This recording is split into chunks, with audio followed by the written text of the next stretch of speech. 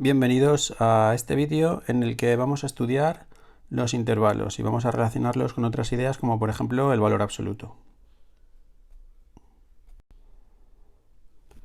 Antes de empezar de intervalos es necesario recordar qué era la recta real.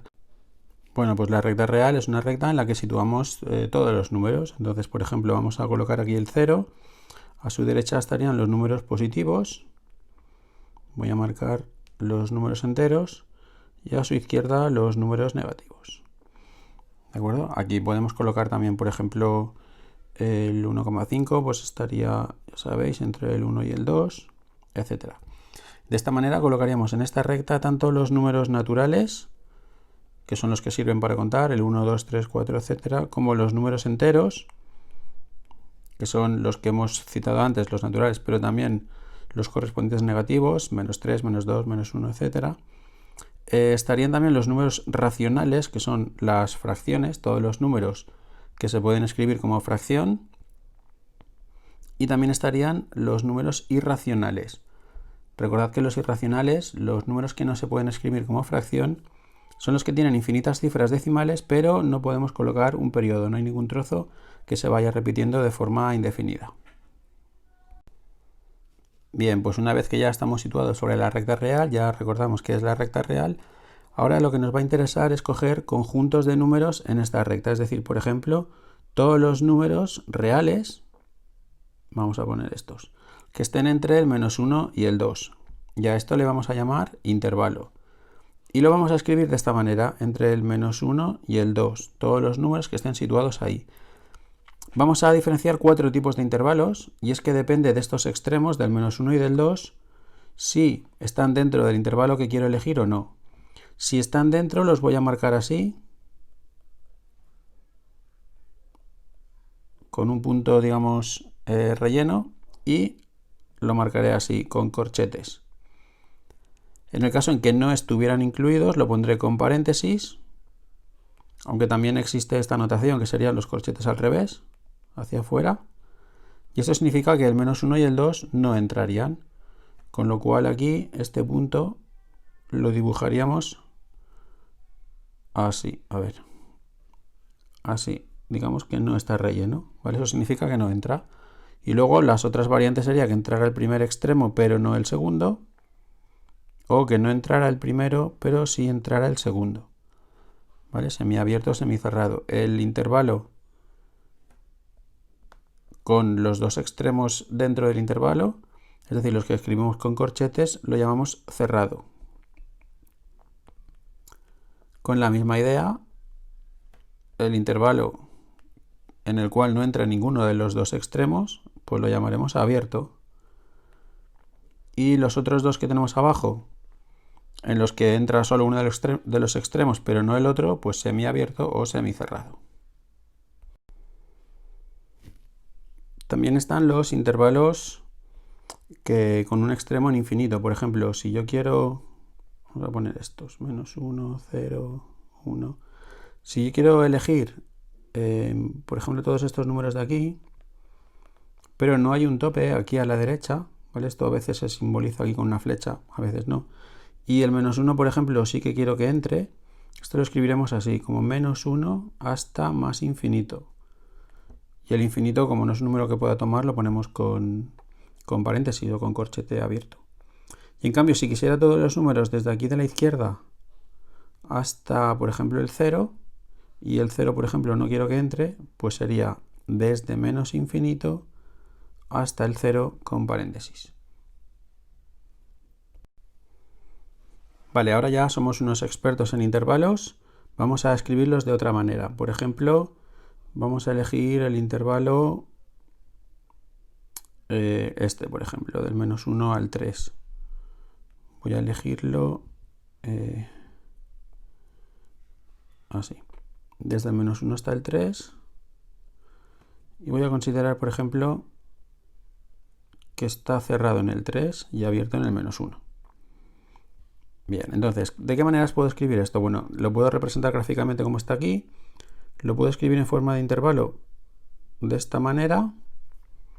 Y también lo puedo escribir como un conjunto, que sería llave del conjunto e indico que son todos los números reales, x perteneciente al conjunto de los reales, que cumplan ¿qué? Pues que cumplan esta condición, que estén entre el -1 y el 3. ¿De acuerdo? Esto de aquí significa que la x, los valores reales que están en este conjunto, la x está entre -1 y 3. Fijaos que el -1 es un valor que no puede tomar, está abierto aquí, es decir, este punto no está incluido, pero el 3 sí. Está cerrado en el 3 aquí lo he pintado, por tanto lo que me falta para tener bien esta expresión sería poner aquí un menor o igual. De esta manera, estos son el conjunto de los reales entre -1 y 3, y el 3 es un valor que sí que entra dentro de nuestro conjunto. Y todavía vamos a poder escribirlo de otra manera. Lo que pasa es que en este caso vamos a dejar esta notación solamente para, 0, 1, 2, 3, solamente para los intervalos abiertos. ¿Vale? Imaginad que queremos elegir todos los números del -1 al 3, que no entra ninguno de los dos. Necesito que sean abiertos. Y bueno, aparte de esta notación anterior, que puedo poner entre paréntesis todos los reales entre -1 y 3 y ninguna igualdad porque no coge ninguno de los extremos, vamos a escribirlo también como un entorno. Como un entorno significa que tengo que localizar el punto medio de mi intervalo. Que eso puede ser tan fácil como sumar los extremos y dividir entre 2. Y me da precisamente el 1. El 1 lo llamaré centro. Será el centro de mi entorno. Vale, pues situados en el 1, ¿por qué está en el centro? Pues porque los extremos están a distancia 2, en este caso, del centro. Vale, pues entonces lo escribiré el entorno de la siguiente manera. Es el entorno abierto de centro 1 y radio 2.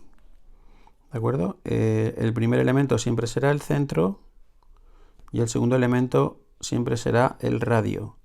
Quiero incidir en que vamos a interpretar estos entornos como conjuntos abiertos, ¿vale? Por los dos extremos.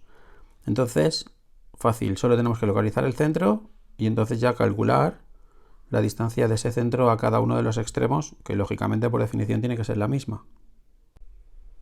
Bien, pues ahora vamos a relacionar esta notación del intervalo abierto localizado el centro y el radio con una operación que seguro que hemos visto antes en otros cursos, pero que a lo mejor no le hemos sacado el provecho que merece, que es la operación valor absoluto. Sabéis que el valor absoluto es una operación que lo que hace es considerar un número sin su signo y dejarlo positivo. Realmente la explicación de esto es que el valor absoluto lo que hace es calcular la distancia desde ese número hasta el 0.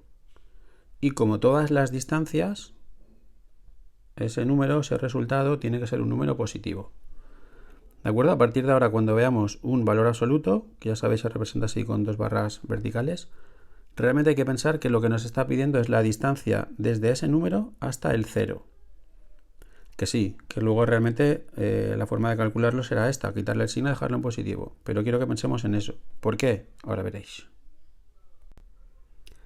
Resulta que este entorno, este que hemos pintado antes aquí, de todos estos puntos que estarían aquí en este intervalo, realmente yo lo podría decir como que quiero coger todos los números cuya distancia al centro, cuya distancia al 1, sea más pequeña que 2.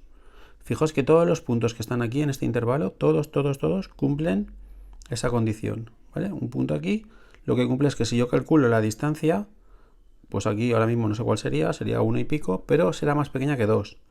Porque los que están a distancia 2 son justamente los extremos, y cualquier punto que esté fuera de estos extremos, pues tendrá distancia mayor que 2.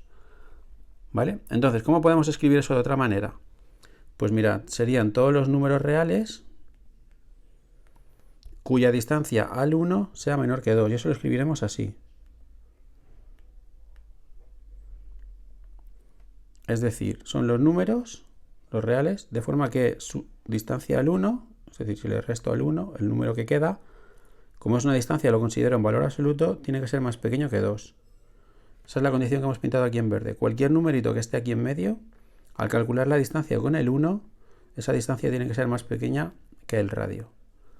Entonces todos los números que cumplen con esta condición son los que pertenecen al entorno 1, 2. ¿De acuerdo? Le damos un poco la vuelta. ¿Qué significa esto de aquí?